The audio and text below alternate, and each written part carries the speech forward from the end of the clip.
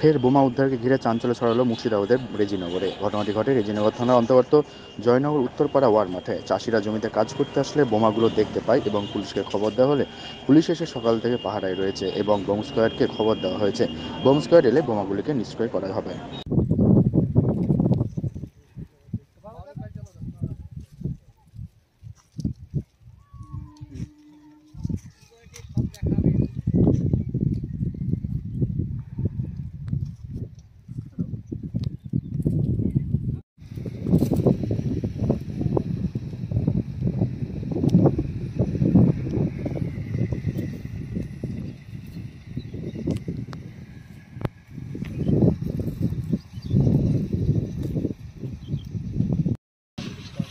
আমি এই মাঠে দেখছি এবার বোম পড়ে আছে, ভলেন্টার ওরাও দেখছে, মাঠে চাষ করি আমি দেখছি এরকম ধারা, কে বা কারা রেখেছে একটু ফের বলবো, আমাদের কিছুই জানা নাই, দেখলাম এই পড়ে আছে এইটাই। আপনারা তো মাঠে কাজ করেন, কতটা আতঙ্কিত আছেন? আমরা বিশাল আতঙ্কিত, বোম থাকা একটা মানে ভয়ঙ্কর ব্যাপার, এখানে গ্রাম থেকে অনেকটা দূরে এবং মাঠের মাঝে এটা ঘটনাটা। এই জায়গাটার নাম?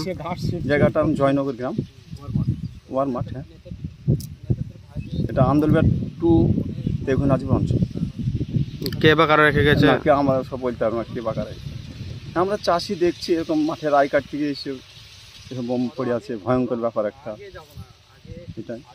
এবং আপনাদের সিভিক ভলেন্টিয়ার ওরাও তো আছে, দেখছে সব। আপনার নাম? আমার নাম মোহাম্মদ হাসিম শেখ। আপনার বাড়ি? গ্রামে জয়নগরের বাড়ি আমার।